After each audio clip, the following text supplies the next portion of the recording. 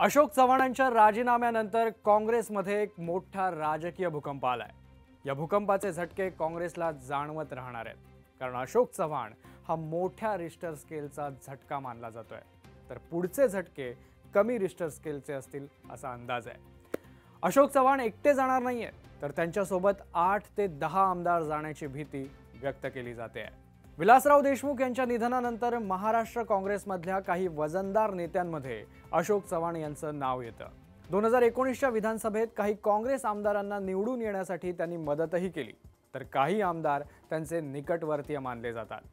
अशोक चव्हाण यांच्या राजीनाम्यानंतर या आमदारांकडे सगळ्यांच्या नजरा लागल्या आहेत। अशोक चव्हाण यांच्यासोबत जाणाऱ्या आमदारांमध्ये काही महत्त्वाच्या आमदारांचं नाव घेतलं जात आहे।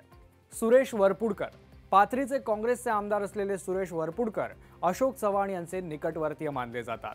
अमित झनक, काँग्रेसचे रिसोडचे आमदार, गेल्या 3 वेळपासून ते काँग्रेसचे आमदार आहेत आणि त्यांच्या वडिलांपासून अशोक चव्हाण आणि झनक कुटुंबाचे संबंध चांगले आहेत। विश्वजित कदम, पतंगराव कदम यांचे पुत्र असलेले विश्वजित कदम सांगलीचे मोठे नेते आहेत। या अगोदरही विश्वजित कदम काँग्रेस सोडणार अशी चर्चा झाली होती, पण आता अशोक चव्हाणांसारखा नेता गेल्यानंतर पुन्हा एकदा विश्वजित कदम यांच्या नावाची चर्चा सुरू झाली आहे। माधवराव पाटील जवळगावकर, माधवराव हे हदगावचे काँग्रेसचे आमदार आणि अशोक चव्हाणांचे निकटवर्तीय मानले जातात।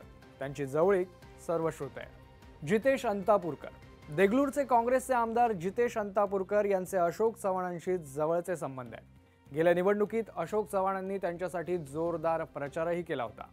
संग्राम थोपटे, पुणे जिल्ह्यातले भोर मतदारसंघाचे आमदार संग्राम थोपटेही काँग्रेसला हात दाखवण्याची शक्यता आहे। कुणाल पाटील, धुळे ग्रामीणचे काँग्रेसचे आमदार कुणाल पाटील यांनी 2019 मध्ये भाजपच्या उमेदवाराचा पराभव केला होता। कुणाल पाटीलही अशोक चव्हाणांच्या संपर्कात असल्याची चर्चा आहे। अमित देशमुख, विलासराव देशमुखांचे पुत्र असलेले अमित देशमुख काँग्रेसचे एकनिष्ठ मानले जातात। अशोक चव्हाण यांच्यासोबत अमित आणि धीरज देशमुख यांचे संबंध गेल्या काही वर्षात सलोख्याचे झाले। आता अशोक चव्हाण यांचे या आमदारांशी असलेले घनिष्ठ संबंध यामुळे या आमदारांच्या भूमिकेकडे लोकांचं आणि सोबतच काँग्रेस नेतृत्वाचंही लक्ष असेल, कारण अशोक चव्हाणांसारखा मोठा नेता फक्त एकटा जाणार नाही हे मात्र नक्की।